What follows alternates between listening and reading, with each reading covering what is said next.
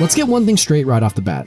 Super Mario 3D All-Stars is a collection of ports containing Super Mario 64, Super Mario Sunshine, and Super Mario Galaxy. But these are not remasters. Each game features dynamic resolution for handheld and dock modes, and art for all three games has been upscaled, but none are redone or enhanced in any significant way. Overall, these look and feel very similar to how they did on their respective original consoles, so this won't be a re-review. But I do want to give you an idea of what it's like to play these older games on new hardware.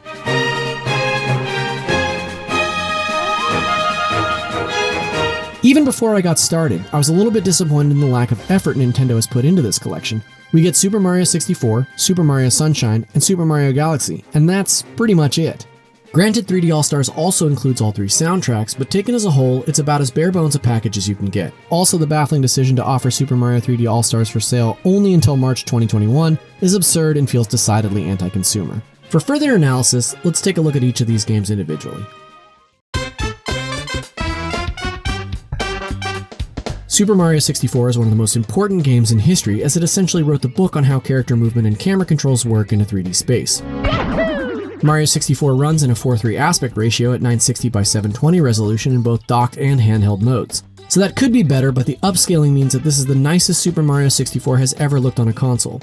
Jagged edges have been smoothed, and the picture quality is overall sharper and more vibrant. What's of particular interest to superfans is that the port included in this collection is the Shindao version, which fixes the famous backwards long jump exploit and makes the 3D All-Stars version of Super Mario 64 less than ideal for speedrunning. But for the rest of us, the controls are still super tight despite a lack of any customization options, and feel right at home on a Pro Controller or Joy-Con.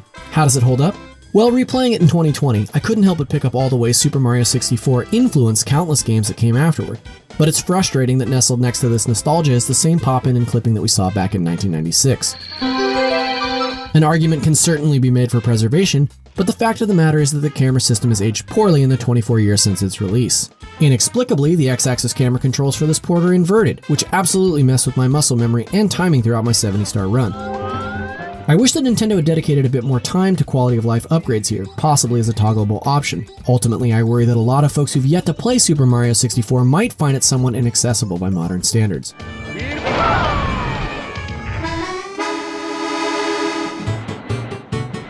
While most mainline Mario games have been ported to at least a system or two, Super Mario Sunshine has been stuck exclusively on the GameCube for nearly 2 decades.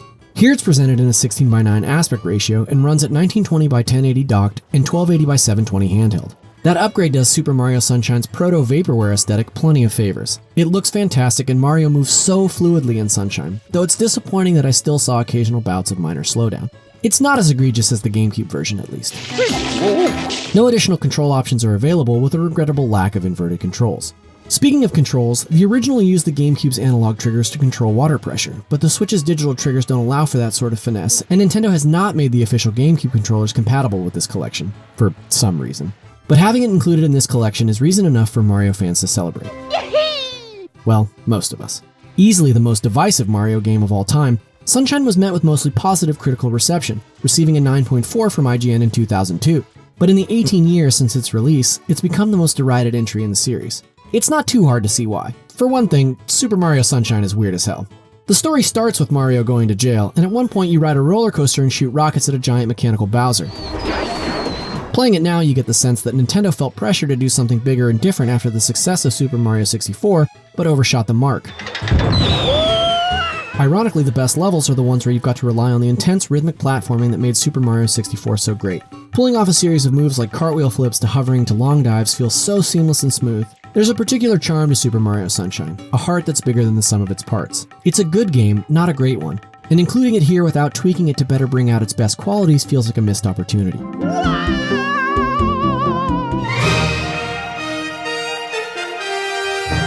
The Wii version of Super Mario Galaxy earned a 9.7 from IGN back in 2007, and this version is presented in 1920 by 1080 docked and 1280 by 720 handheld.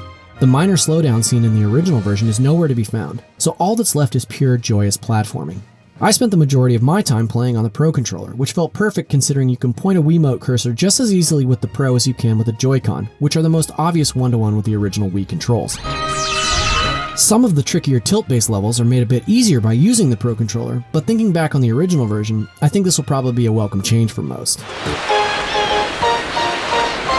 In handheld mode, you use the touchscreen in lieu of a cursor. This control scheme works, but there are a couple of caveats. It makes some portions, like levels focused on pull stars or sling pods, significantly easier as you tap and hold to attach Mario to these objects. Moving around in general is hampered by the touchscreen. You have to take your right hand off the face buttons to grab collectibles, which can break the flow of movement.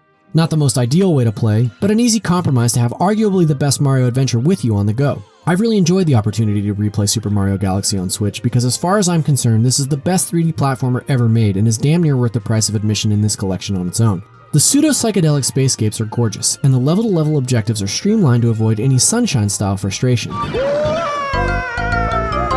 Mario's gravity-defying antics are so finely tuned that when you fail, you know exactly what you have to do differently on your next attempt. It's challenging enough to be compelling without feeling unfair or obtuse like some levels in the previous two games. It just makes me wonder, where's Super Mario Galaxy 2, Nintendo?